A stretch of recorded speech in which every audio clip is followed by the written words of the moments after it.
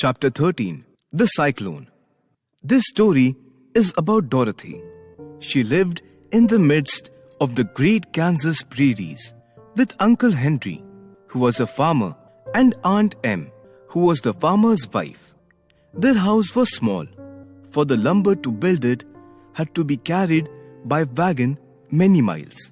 There were 4 walls, a floor, and a roof, which made one room, and this room contained a rusty-looking cook stove, a cupboard for the dishes, a table, 3 or 4 chairs, and the beds.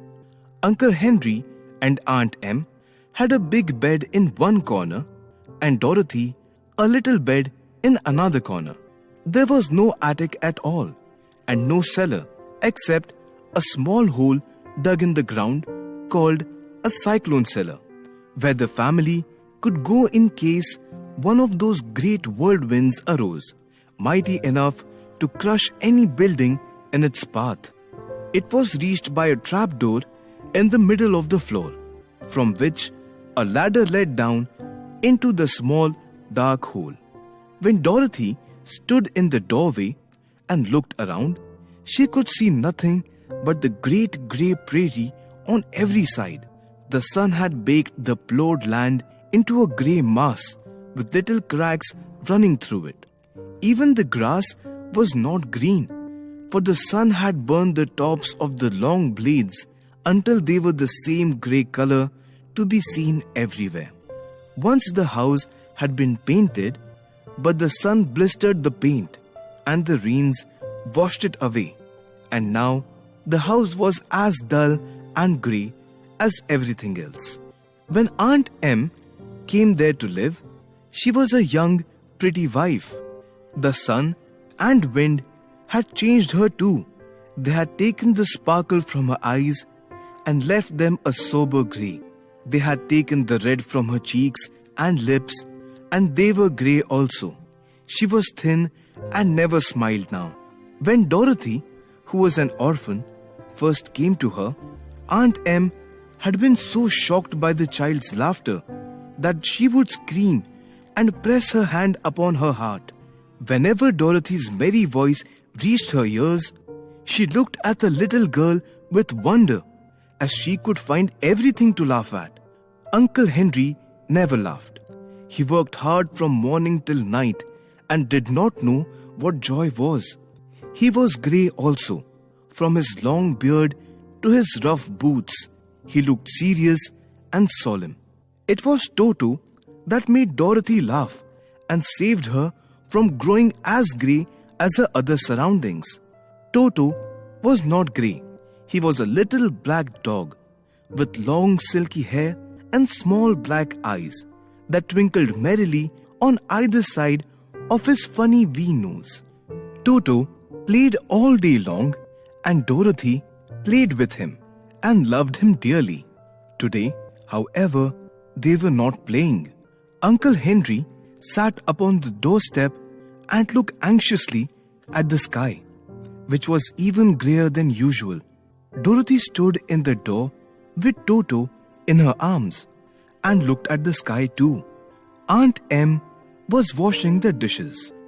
From the far north, they heard a low wail of the wind, and Uncle Henry and Dorothy could see where the long grass bowed in waves before the coming storm. There now came a sharp whistling in the air from the south. As they turned their eyes, that they saw a small wave in the grass coming from that direction also. Suddenly, Uncle Henry stood up. "There's a cyclone coming, Em," he called to his wife. "I'll go look after the stock." Then he ran toward the sheds where the cows and horses were kept. Aunt Em dropped her work and came to the door. One glance told her of the danger close at hand. "Quick, Dorothy!" she screamed. "Run for the cellar!" Toto jumped out of Dorothy's arms and hid under the bed, and the girl tried to get him. Aunt Em, badly frightened, threw open the trapdoor in the floor and climbed down the ladder into the small dark hole. Dorothy caught Toto at last and started to follow her aunt. When she was halfway across the room, there came a great sound from the wind, and the house shook so hard that she lost her footing and sat down suddenly upon the floor. Then a strange thing happened. The house whirled around 2 or 3 times and rose slowly through the air. Dorothy felt as if she was going up in a balloon. The north and south winds met where the house stood and made it the exact center of the cyclone.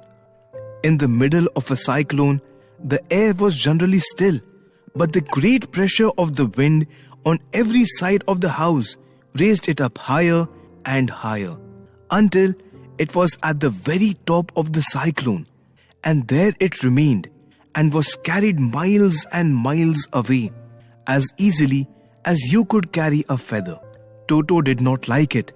He ran about the room, now here, now there, barking loudly. But Dorothy sat quite still on the floor and waited to see what would happen. Once Toto got too near the open trapdoor and fell in, and at first the little girl thought she had lost him. But soon she saw one of his ears sticking up through the hole, for the strong pressure of the air was keeping him up so that he could not fall. She crept to the hole, caught Toto by the ear, and dragged him into the room again, afterward closing the trapdoor so that no more accidents could happen. Hour after hour passed away, and slowly Dorothy got over her fright. She felt quite lonely, and the wind shrieked so loudly all about her that she nearly became deaf. As the hours passed and nothing terrible happened, she stopped worrying and resolved to wait calm and see what the future would bring. At last, she crawled over the swaying floor to her bed and laid down upon it. And Toto followed and laid down beside her in spite of the swaying of the house and the wind. Dorothy soon closed her eyes and fell fast asleep.